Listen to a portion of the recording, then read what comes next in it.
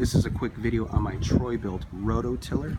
I had it sitting on the side of the yard for about a good 1.5 to 2 years, and I think over that period of time, my dogs, I have a few of them, were each walking by, urinating on the rim and on the drive shaft, and then also we've had a large amount of rain, and basically it caused the rim to seize onto the drive shaft.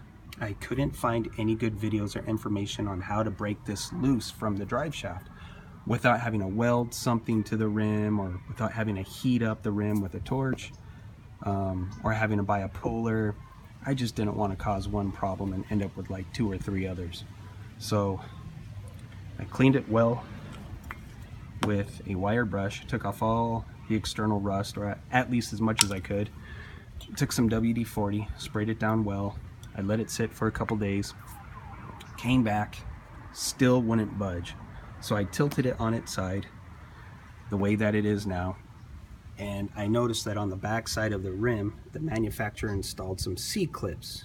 The C-clips basically allow the rim to spin freely on the shaft, but to butt up against it, which gives you this gap or clearance for the rim and the tire to spin freely when it's on the shaft.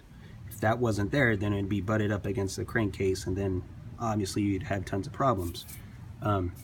So let me remove the rim right now to give you a better idea of what I did. So here's the C-clip that I'm talking about. Initially, from the back side, I removed the C-clip with a flathead screwdriver. I just wiggled it in there and I was able to pop it out of place, and that left me with about 100 thousandths of an inch clearance, maybe 75 thousandths of an inch.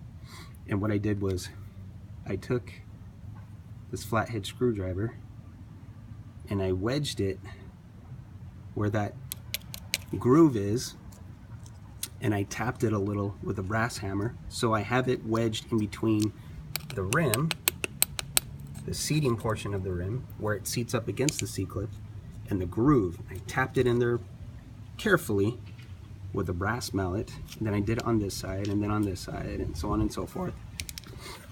And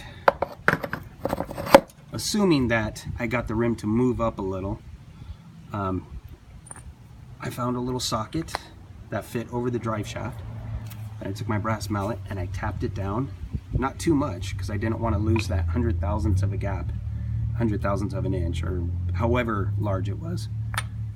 So I figured, okay, I got it to move up. I think, let me tap it back down just a little. So I did that a few times, and the whole idea was just to break it loose on the shaft. It would not move, and eventually I got it to move just a little. So what I did was I just sat there twisting back and forth, and before I knew it, I was able to break it loose and pull it off the shaft without having to weld anything, without having to heat anything up. Didn't have to use a puller, and I did it without damaging the C-clip groove that's on the drive shaft. That's very important. If you do this, take your time, and I would say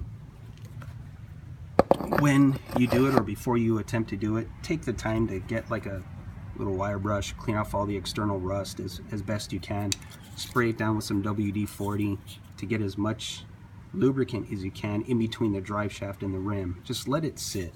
I let this sit for at least 2 or 3 days, and then I came back and started the process. But I figured I'd make this video because, you know, I was able to get this done without having to destroy the rim, the drive shaft. I didn't need a welder, I didn't need a puller, I didn't need a torch, and it worked out perfectly. Hope this helps.